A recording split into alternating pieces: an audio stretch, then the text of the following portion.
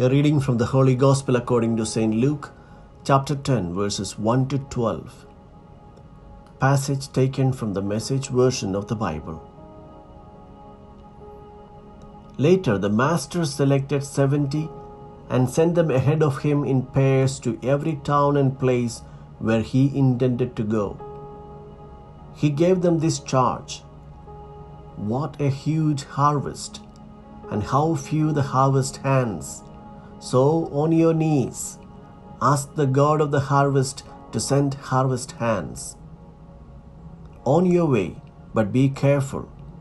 This is hazardous work. You are like lambs in a wolf pack. Travel light, comb and toothbrush and no extra luggage. Don't loiter and make small talk with everyone you meet along the way.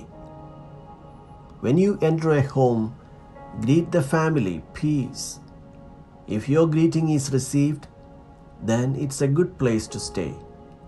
But if you are not received, take it back and get out. Don't impose yourself. Stay at one home, taking your meals there. For a worker deserves 3 square meals. Don't move from house to house looking for the best cook in town.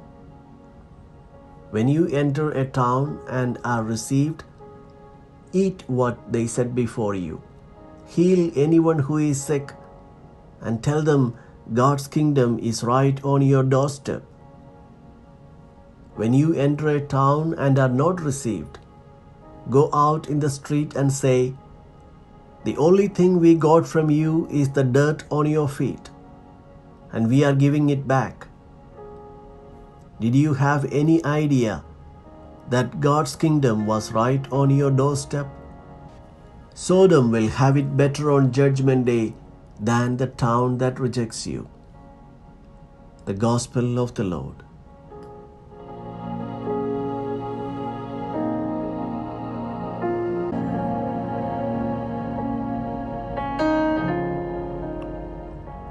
Reflections on the Gospel according to St. Luke, chapter 10, verses 1 to 12. The mission of Jesus was to show the true face of God to the world. He begins his work by forming a community of disciples. They apply a very simple method: to visit homes and begin with a simple greeting: "Peace be to this house."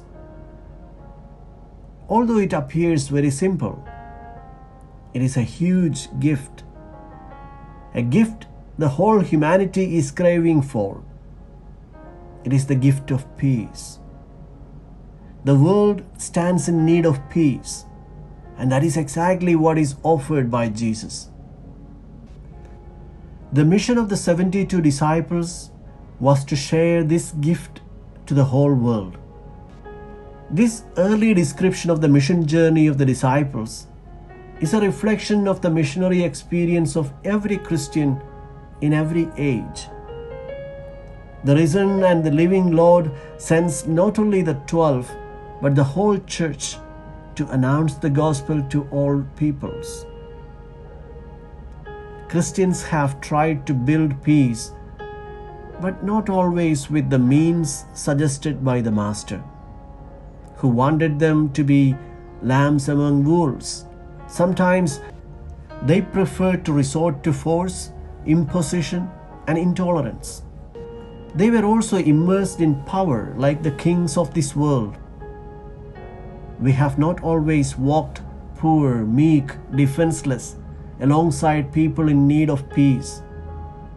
We do not always walk like what Francis of Assisi has done, to have his name written in heaven. The messengers are sent in pairs.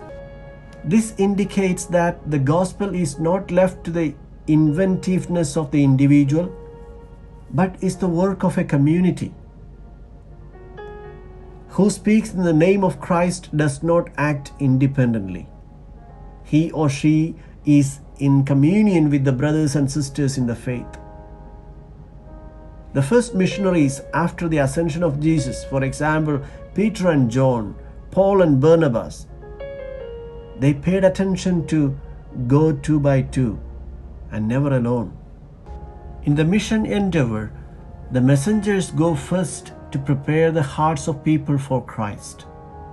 The task given to each apostle is not to present himself, but to dispose the minds and hearts of people to accept Christ in their lives. To fulfill this mission, the disciple must prepare himself by praying to the Lord of the harvest. Pay attention on this one important point.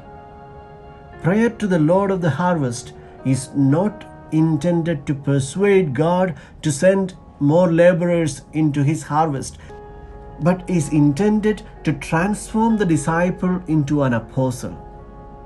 Prayer gives him balance, good disposition, inner peace, frees him from pride, presumption. It enables him to overcome opposition, disappointments, and failures. It reveals to him or her, moment by moment, the will of the Lord of the harvest.